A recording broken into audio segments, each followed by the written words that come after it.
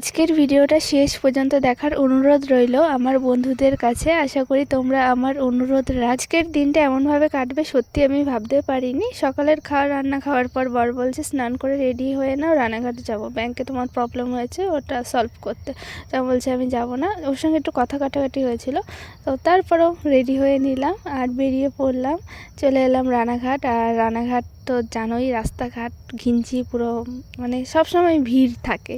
তারপর ব্যাংকের কাজটা যখন আমার মিটে যায় তো বললাম যে চল এবার বাড়ি যাওয়া যাক। তো বর বলছে না এখন বাড়ি যাব না, এক জায়গায় ঘুরতে যাব। আমি বলছি কী ঘুরতে যাব, তুমি তো আগের থেকে কিছুই বলোনি। তো বলছে না চলো দুইজনে মিলে একটু ঘুরে আসি। তো সে রানাঘাট থেকে ট্রেন ধরে পায়রাডাঙ্গা নামলাম, পায়রাডাঙ্গা থেকে অটো ধরে চলে গেলাম মুকুন্দনগর ঘাট। তো যাওয়ার আগে যেহেতু আনটাইমে বেরিয়েছি, দুপুরের খাওয়া দাওয়া হয়নি, তো ওকে বললাম নিরামিষ ভাত নিয়ে নাও, খাওয়া যাবে। হাবিজাবি খাওয়ার থেকে ভাত খেলে পেটটাও ঠান্ডা থাকে, মাথাও ঠান্ডা থাকে। তো বেশি দূর না আমাদের বাড়ির থেকে পায়রাডাঙ্গার এই মুকুন্দনগর ঘাট কিন্তু বেশি দূর না, স্কুটি নিয়ে আসলে 15 থেকে 20 মিনিটের মধ্যে চলে আসা যায়। তো এই সামনে এটা হচ্ছে বাবা লোকনাথ মন্দির, এটা নতুন হচ্ছে। আর এটা হচ্ছে গঙ্গার পাড়। দিন দিন তো মানে পুরো জমজমাট হয়ে যাচ্ছে, আগে এরকম ছিল না। তো দুইজনের রোদ্রে বসেই মানে দুপুরের খাওয়াটা সেরে নিলাম। অনেকেই দেখলাম এরকম খাবার নিয়ে এসে খাওয়া দাওয়া করছে, তারপরে মানে ঘুরে ঘুরে চারপাশ দেখছে। তো ভাবলাম যাক ভালোই হলো, নিয়ে আসলাম। আর ওইদিকে দেখলাম খেজুরের, যেহেতু শীত পড়ে গেছে খেজুরের রসও কাটা হচ্ছে। আর এটা হচ্ছে মন্দিরটা। তো মন্দিরে যেহেতু খাওয়া দাওয়া করেছি, মন্দিরের ভেতরে ঢুকবো না, বাইরে থেকেই যতটা দেখবো পারবো আর কি দেখবো। আর আমি এখানে আগেও এসেছি, শিবরাত্রিতে আসি, পরপর 3 বছরই এখানে এসে গঙ্গা স্নান করে শিবের মাথায় জল ঢেলেছি। আর চারপাশ মানে শীতকালে যে এত সুন্দর লাগে, এই যে ফুল গাছ লাগিয়েছে চারপাশে, শীতের সময় মানে চারোদিকে রঙ বেরঙের ফুল ফুটে থাকে। আর এত ভালো লাগে গঙ্গার এই ধারটা, খুব সুন্দর জায়গা। কুন্দনগর এই ঘাটে আবার এখন জল প্রকল্প চালু হয়েছে অনেক কটা, সেই বনগা বাগদাতে জল যাবে, তারপরে চাকদা, পায়রাডাঙ্গা, আরও কয়েকটা নাম শুনেছি আমার মনে পড়ছে না। যাই হোক মানে জমজমাট হয়ে গেছে জায়গাটা। আর এই দেখো ফুল গাছ বললাম না, এই যে ফুল গাছ সব লাগানো হয়েছে, কিছুদিন পরে ফুল ফুটবে আর এই জায়গাটা ওয়া ওয়া হয়ে যাবে। আর ওই দেখো গণপতি বাপ্পা, এইদিকে সিংহ মামা, সামনে রয়েছে হরিণ। এইটা হচ্ছে শিব মন্দির। যেহেতু খাওয়া দাওয়া করেছি তাই ভেতরে ঢুকে তোমাদের আর দেখাতে পারছি না, শিবরাত্রির সময় যদি আসি তাহলে অবশ্যই দেখাবো। আর এই যে হলো গণপতি বাপ্পা, আর এইদিকে রয়েছে ভোলে বাবা। তো এখন যেহেতু আমাদের পেট পুজো হয়ে গেছে, আমরা এখন দুইজনে মিলে অনেক ঘুরবো আর তোমাদের সঙ্গে যতটা পারি শেয়ার করব। এইখানে দেখো গঙ্গা দুভাগ হয়ে গেছে, মাঝখানে একটা দ্বীপের মতো হয়ে গেছে। একটা হচ্ছে আমাদের রানাঘাটের চুন্নি নদীর সঙ্গে মিশেছে।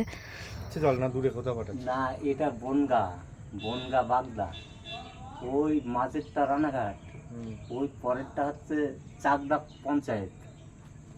এটা বনগা দিয়ে পাঠাবে, মানুষ দেশে থাকবো না জল কি কম কম লাগছে এত, এমনিতে মানুষ কত না, এমনি তো মানুষ এখন প্রচুর জল অপচয় করে, তাই না? আবার বর্ষার সময় ভবিষ্যতে ওর জন্য জলের অভাবও দেখা দিচ্ছে। আমি এই ক্যাফেটার ভিডিও অনেক দেখেছি, বরকে বলে কোথায় গো নিয়ে চলো তা নিয়ে চলো তা, আজ জানতে পারলাম এটা মুকুন্দনগরে আম্রপল্লী। মানে এত ভিডিও দেখেছি, যাই হোক ভেতরে আর ঢুকিনি, খাওয়ার আমার ইন্টারেস্টই ছিল না। তো ওখানে হাঁটাহাঁটি করছে, অনেক কটা দেখে এখন মন্দির তৈরি হচ্ছে এই জায়গাটা।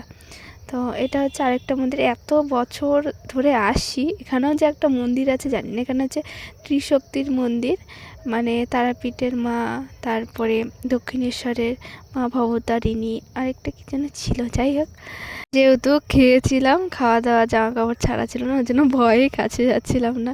দুইজনে বসে পড়লাম গঙ্গার ধারে, এদিকে মাছ ধরা হচ্ছে, মানে অনেক লোকজনও আছে, যে যার মতো সময় কাটাচ্ছে।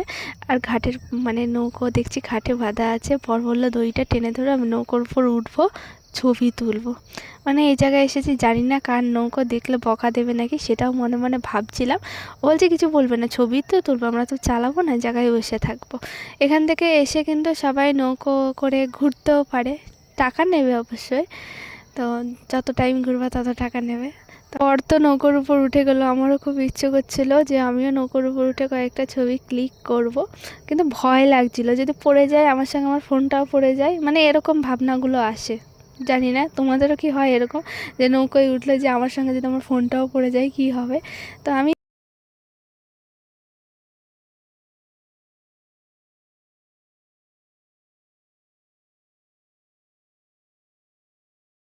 সন্ধ্যে 6টা থেকে আমার পড়ানো আছে, যেহেতু এখন বাচ্চাদের এক্সাম চলছে তার জন্য তাড়াতাড়ি বেরিয়ে পড়েছিলাম। আর কালকে যেহেতু বরের বার্থডে ছিল, কেক টেক কাটা হয়নি, তো আজকে একটু কেক নিয়ে নিলাম, মানে পেস্ট্রি, তারপরে এমনি চকলেট কেক। আর এটা হচ্ছে আমাদের বাড়ির ফেরার পথে, বাড়ির কাছে এই জায়গায় বহুবার এসেছি। এটা কোনো মেলা না, ফুল গাছ লাগানো হয়েছে। তো মানে আমাদের এখানে ভীষণ ফুলের চাষ হয়, মানে আমরা এটা বলি ঢাকটির মাঠ। তোমাদের দেখাবো যখন ফুল ফুটবে, তখন একবার এখানে আসবো, ভিডিও করব, ছবি তুলবো, সবটাই তোমাদের সঙ্গে শেয়ার করব। একদম কারেক্ট টাইমে এসেছিলাম, মানে 6টার সময় ঢুকে গেছিলাম, 6টা 3-এ ঢুকেছি। তো পড়িয়েছি 8টা পর্যন্ত, পড়িয়ে টড়িয়ে ছুটি দিয়ে দিয়েছে। এখন আমি রান্না করব, আর ভিডিওটা কন্টিনিউ করব না। তো সবাই ভালো থেকো, টাটা।